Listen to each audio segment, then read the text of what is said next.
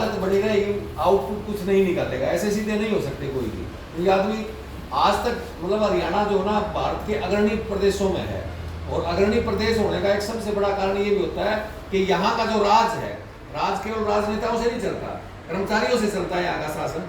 और इसे शासन को चलाने में हमारा आपका काफी बड़ा सहयोग रहा है, इस बात को सरकार भूल चुकी है। दूसरा, आते ये कहा कि एक पक्के कर्मचारी के बदले में हम 5 कच्चे कर्मचारी लगाएंगे।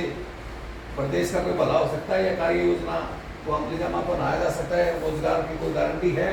मतलब इस प्रकार के सारे काम किए हैं। आप लगातार भर्ती निकाल दी है सरकार, लेकिन भर्ती सक्सेस तो एक भी नहीं हो रही ना।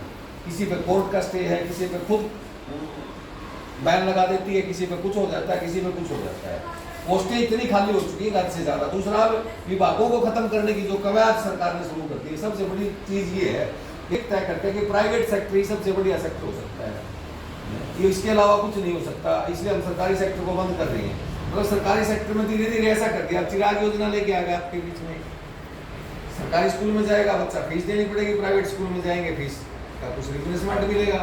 अब सरकारी में कौन जमा, आज बच्चों को कौन दाखिल करा रहा है? वही करा रहे ना जिसकी आमदनी कम है, जिसको वहां से पैसे मिलेगा। ये बच्चे भी हमारे बीच में से चले जाएंगे। ये चले गए, सरकारी स्कूल बंद हो गए, उसके बाद वो फीस की ऐड जो ना जो देनी थी उन्होंने, वो बंद किसी टाइम भी कर दी। जैसे आपकी गैस की सब्सिडी जैसे बंद हुई ना धीरे धीरे, आज कोई पूछ रहा है कि गैस की सब्सिडी कहाँ है? कोई पूछने वाला नहीं है। इस आने वाले टाइम में स्कूल में भी कोई पूछने वाला नहीं बचेगा कि स्कूल सरकारी कहाँ है। आप संस्कृति मॉडल स्कूल बना दिए, कभी कुछ बना दिया, कभी कुछ बना दिया। को देने की योजना सरकार की है, ये कारपोरेट को देने की, बिजली की, रोडवेज की, पानी की, काफी सारी स्वास्थ्य का ढांचा पूरा का पूरा प्राइवेट सेक्टर में देने की योजना सरकार की है। ये प्राइवेट में चले गए तो हमारा क्या होगा, ये साथियों हम जानना चाहते हैं। इसके साथ साथ ये जो जन सुविधाओं के जो विभाग हैं उनमें विस्तार हो, ये मांग है हमारी रैली की। विस्तार का मतलब ये बढ़ावा मिले, लोगों को रोजगार मिले, ये विस्तार और हो, स्कूलों का विस्तार हो, स्कूलों में सुविधा इस प्रकार की दे दी जाए।